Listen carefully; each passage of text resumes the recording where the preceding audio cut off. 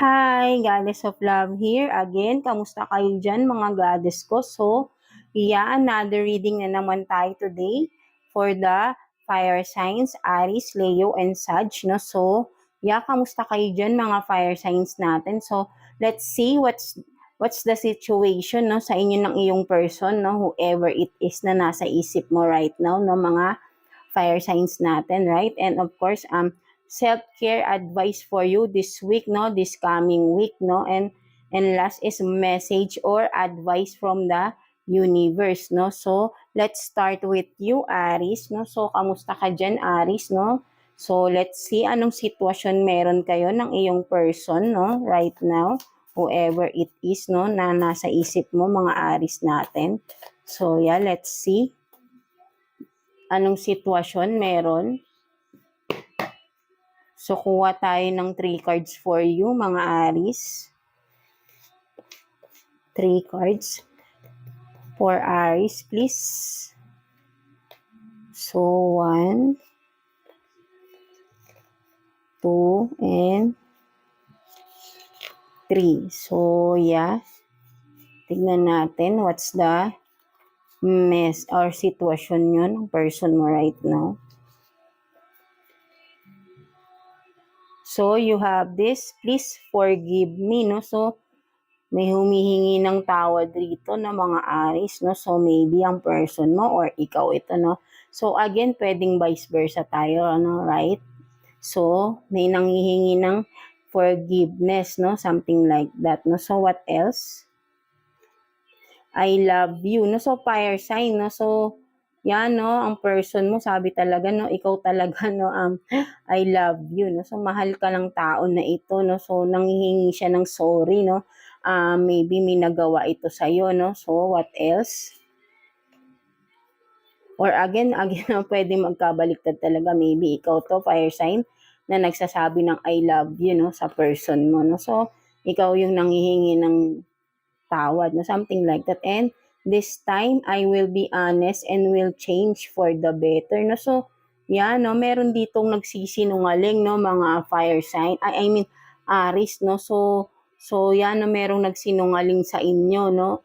Kung ikaw man ito or, 'di ba? Kumbaga ay parang nangangako na siya na magbabago na siya, no, for the better daw, no? So, nanghihingi ng kapatawaran to. So talagang malinaw dito na for you ang message na to, no, Aries, no, so talagang lumabas ka dito, no, so pwedeng ikaw to na nanghihingi ng forgiveness, no, sa iyong person, no, Aries, no, or again vice versa, no, so meron nga dito ay may kung siguro nga, no, kasi meron tayo kahapon, no, meron tayong masama rin na hindi masyadong maganda na reading, no, for the fire sign, no, may nakuha tayong player na energy, no, something like that, no. So but then, no, ito nga Aries, no, so may humihingi ng kapatawaran and then nasabi rito ay magiging honest na daw siya this time at magbabago na siya for the better, no. So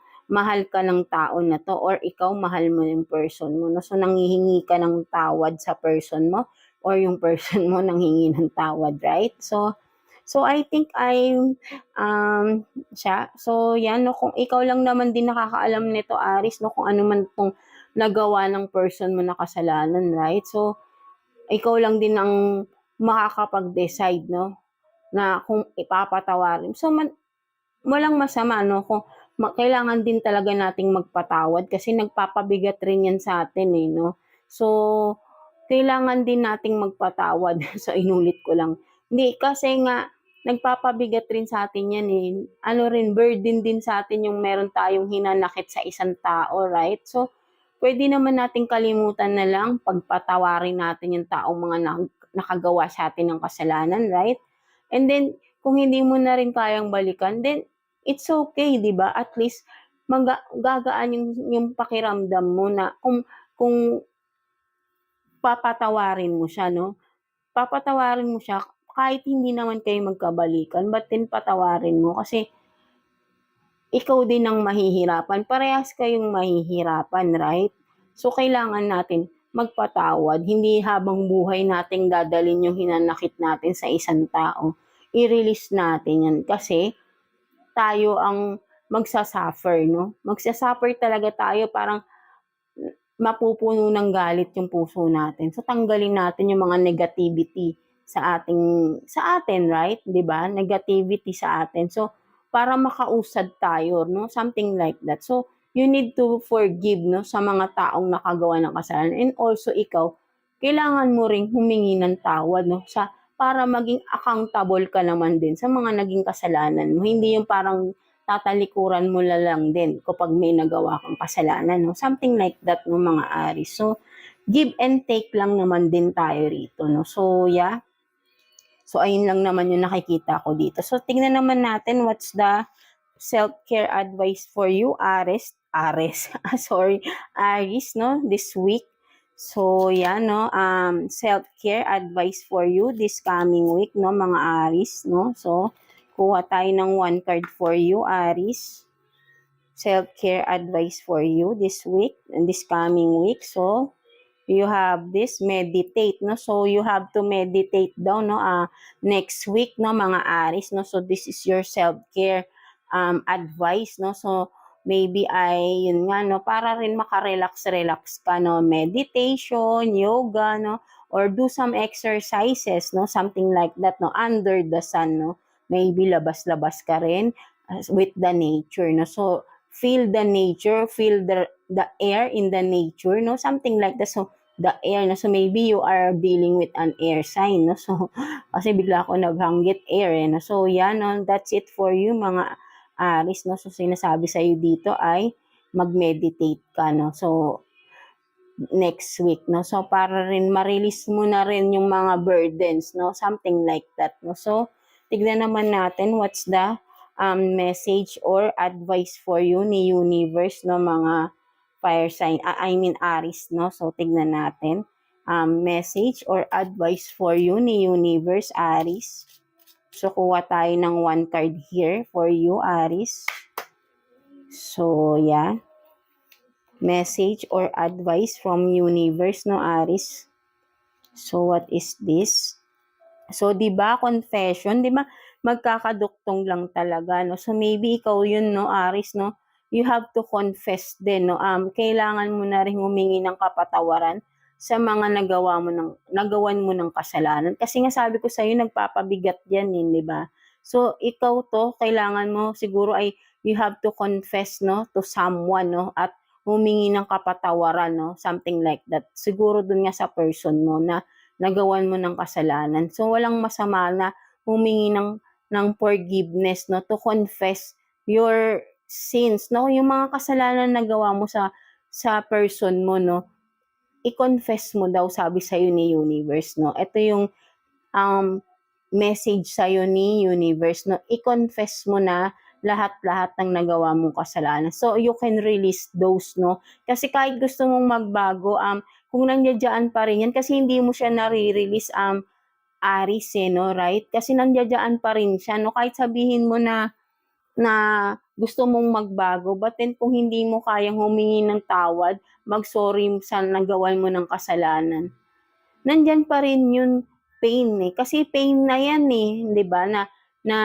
nakatira na sa loob mo, no, something like that, sa puso mo, nagpapabigat, no. Kailangan mong i-release by means of pwedeng mag-sorry ka ng talagang sincere na apology, no, something like that, no. So i-confess mo na rin lahat-lahat, ano bang nagawa mong kasalanan, para ma-release mo na at hindi na rin mag-bother sa iyo yan, 'di ba? Nakakabigat kasi sa iyo yung mga, halimbawa, sinisikreto mo pa, tinatago mo pa, pero gusto mong magbago. I-release mo na para totally mawala na rin siya sa isipan mo, no? Something like that. No? So, ayun yung sinasabi sa iyo ni universe, i-confess mo na doon sa person mo lahat, right? Para ma-release na at totally mawala na yan, 'di ba? At dire-diretso ka na sa to change, for the change, no, something like that, no, mga Aries, no. So yeah, no, that's it for you, mga Aries. So I hope naka-resonate ka sa reading mo today, no, Aries. So yeah, Thank you for watching, Aries. So, yan, no, let's continue with you, Leo. So, hi, kamusta kayo dyan, mga Leo natin? So, let's see anong sitwasyon ninyo ng iyong person right now, no? Whoever it is na nasa isip niyo, mga Leo natin. So, yeah, tignan natin what's the situation. Kuha tayo ng 3 cards for you, Leo. So, yeah. 3 cards for Leo natin. So, 1, 2, and 3, no? So, let's see what is those cards, no? What are those cards? So, you have this, no? Friends with benefits, no? Mga Leo, no? So, you are dealing with a friend, no? For some of you. And then, what else? I want you back. Please forgive me, no? So yan, no? Tignan pa natin.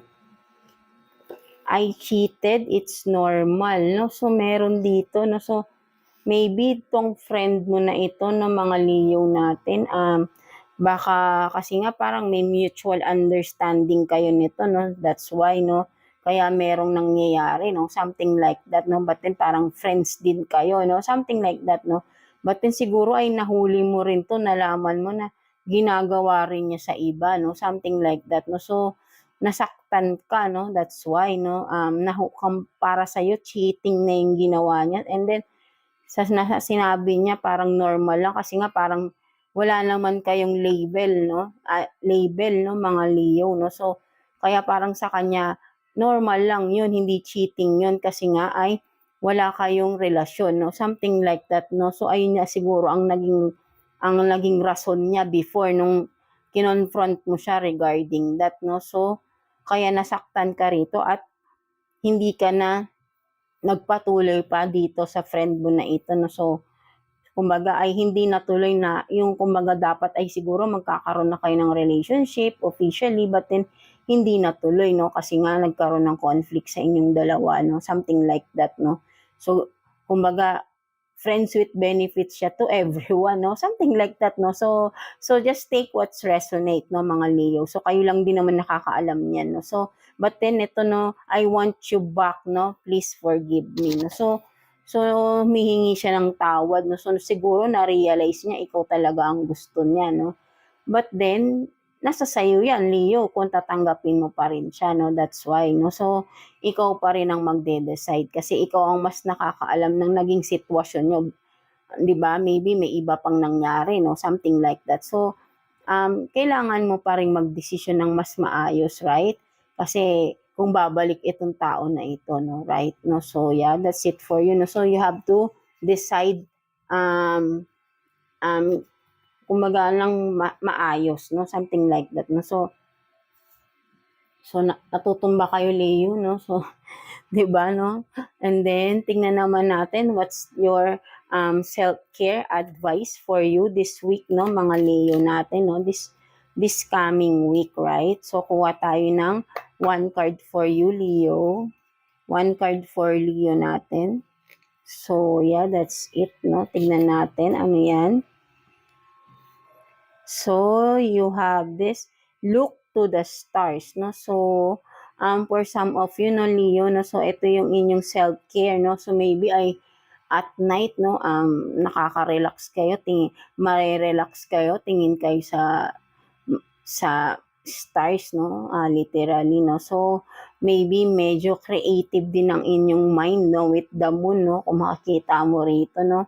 And with the rainbow, right? No, so very creative ang iyong mind, no, Leo, no. So, kumbaga makakatulong sa iyo to, no, to have more ideas, no. So, maybe ay meron ka mga sinisimulan, no. So, mas ma-enhance ang iyong creativity at night during night time, no, something like that, no. Look for the stars, maybe ay makakakuha ka ng ideas with the stars, no, something like that. Or maybe you are into astrology, no, for some of you, Leo, no, so you are connected with the stars, no, maybe ganun din, no, so mas nakakaano kayo ng mga, 'di ba, sa ating Yun nga, literal, no, at night, no, so, kumbaga, mahilig kayo, no, sa mga ganito, no, mga astrology, no, so, ito yung relief nyo rin, no, stress reliever nyo din, no, for some of you, no, so, yeah, that's it, no, so, tignan naman natin, what's the message or advice for you ni universe, no, message or advice for you ni universe, no, mga Leo natin. So, kuha tayo ng one card for you, Leo. One card for Leo, please. So, what is this? Disconnect, no? So, sinasabi dito, Leo, no, disconnect, no? So, maybe, ina-advise sa'yo ni universe, no, to disconnect na with that person, no? So, whoever that you are dealing with, no? So, maybe ay hindi talaga kasi nakakabuti because friends with benefits, no? Masasanay kasi kayo niya, no? Kailangan, kung talagang gusto ka ng tao na yan, if you are still single, no, right now, kung isa man, kasi mahirap na kapag parang wala kayong label, dapat mag-level up na, no, something like that, kung babalik man siya, no, but then kung wala pa rin planong ganun, really, you have to disconnect na, no, sinasabi sa'yo ni universe, no, kasi hindi maganda yung magiging resulta pa yan kung ay pagpapatuloy nyo pa yung ganun. Lalo na kapag nagkaroon na kayo ng kanya-kanyang partner, right?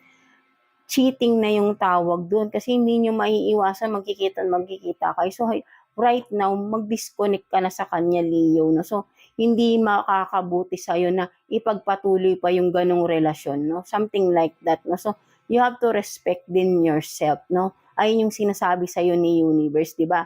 Nagkikare pa sa'yo si universe, right? No? So, respect yourself. No? Something like that. No? So, yeah, that's it for you, Leo. No? So, I hope naka-resonate ka sa reading mo today, Leo, no? So, yeah.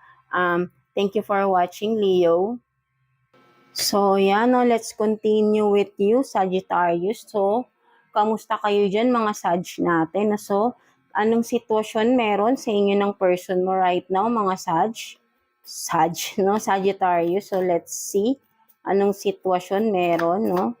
Kuha tayo ng 3 cards for you, Sag. So, let's see. 3 cards for Sag, please.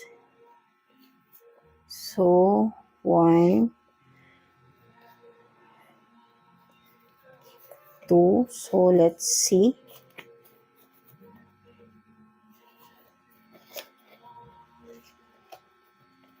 So, you have, please accept my true love for you, no? So, merong nag-o-offer dito na mga Sag, no? So, baka may nanliligaw sa inyo dyan, no? For some of you, Sagittarius, no? So, what else? They can't have you, no? So, meron din dito, they can't have you. So, what is this? So, what else? I'm sorry I left you. So, Sag, no? So, what is this?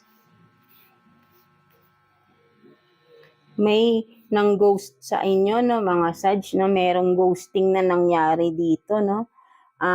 But then, bumabalik tong tao na ito, no? At sinasabi niya ay, i-accept mo yung kanyang true love, no? Something like that. But then, alam mo kung bakit siya bumabalik. Siguro ay bitter, no? Something like that. Kasi, eto siya, no? They can't have you. So, maybe ay, nung ginosting ka lang tao na ito, no? Akala niya ay, magiging ano ka, no? Kumbaga, baka mas lalo ka pang naging attracted sa iba, no, mga Sag, no? So, baka for some of you, Sag, may mga umaaligid na niligaw na kasi nga iniwan ka na ng tao na ito, di ba? Ginost ka. So, akala niya ay maghahabol ka, no? But then siguro ay biglang ay nakita niya na may ibang nagkakagusto sa iyo, no? Something like that. Kaya ngayon bumabalik siya, no? And telling this na may true love ka niya, no? Something like that. But then, because ito lang talaga yon, parang bitter siya na wag kang mapunta sa iba, no? Something like that, no? So, akala niya ay, siya na yung, kumbaga parang, for that person, matatalo siya, no? Kaya siya bumabalik. But then, just take what's resonate, no, mga Sag, no? So, kayo lang naman din nakakaalam what is really the true reason, what is really the truth, no, behind this, no? So, kumbaga ay iba-ibang energies naman to, no? Pwedeng ang, sorry. So, yan, no? Pwedeng sabihin natin na, wait lang.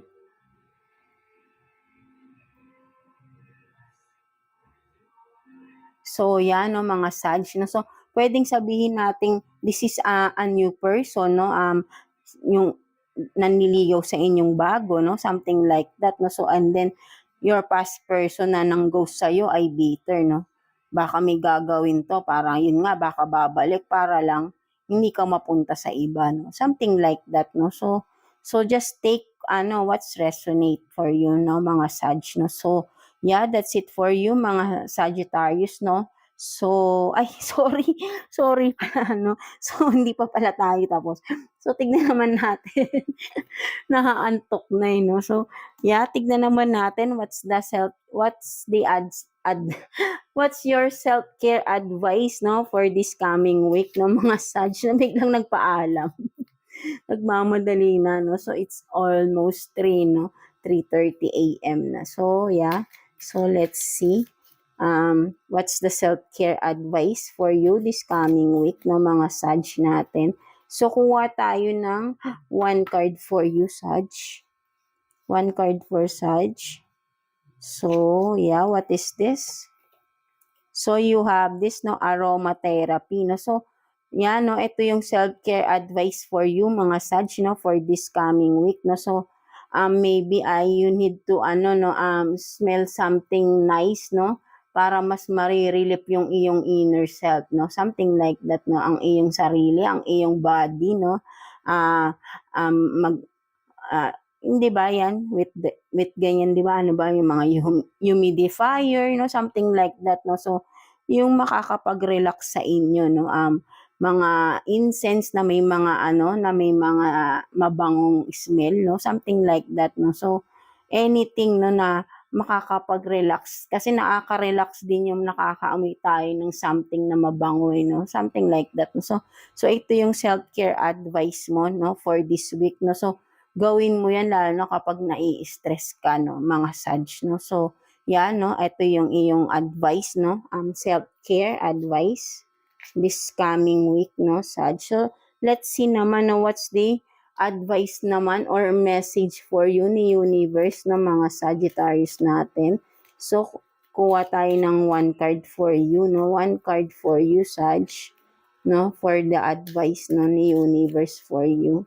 So, let's see what's the advice or message, no, for you. Kuha tayo ng, hindi siya nag-i-slide talaga, no. 1 card for you, Sag. So, 1 card for Sag. So, what is this?